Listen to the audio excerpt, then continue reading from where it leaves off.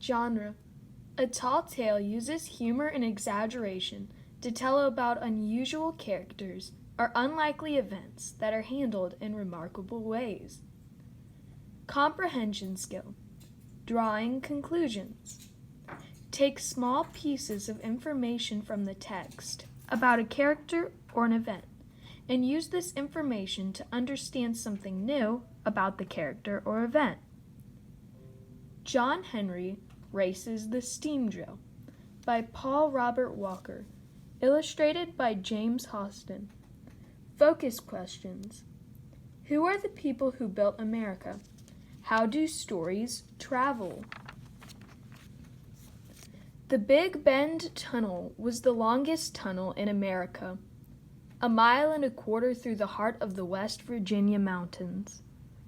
The C&O Railroad started building it back until about 1870. There was plenty of hard work for everyone, but the steel-driving men worked the hardest.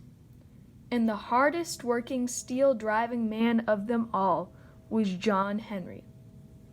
Now, John Henry was a powerful man, 6 feet tall and 200 pounds of rippling muscle.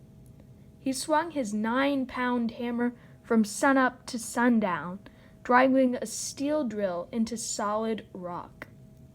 Little Bill, the shaker, turned John Henry's drill between hammer blows and pulled it out when the hole was done. When there were enough holes, the demolition boys filled them with nitroglycerin and blew the rock to kingdom come. Then John Henry drove more steel, day after day, in the heat and darkness, the stale air of the tunnel. John Henry always sang when he drove the steel, and at the end of every line, he brought that 9-pound hammer down like a crash of thunder. Now Miss Hubble's going to help us with our song.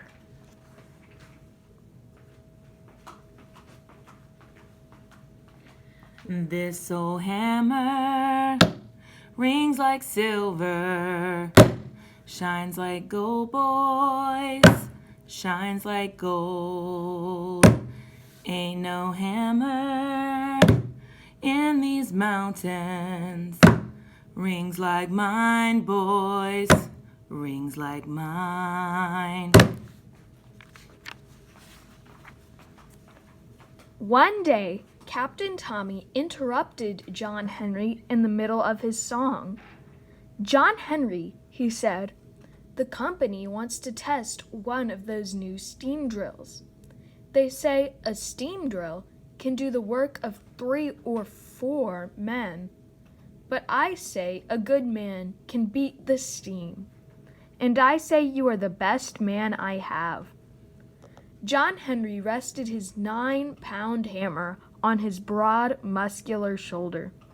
"Captain Tommy," he said, "a man ain't nothing but a man. Before I let that steam drill beat me down, I'll die with my hammer in my hand." "Son," offered Captain Tommy, "if you beat that steam drill, I'll give you $100 and a new suit of clothes." "That's mighty generous," said John Henry, "but don't you worry about that. Just go to town and buy me a 20-pound hammer. This 9-pound maul is feelin' light." The news of the contest spread through the camp like a strong wind whipping down the mountain. The company men said John Henry was a poor working fool who didn't stand a chance against the mighty steam drill.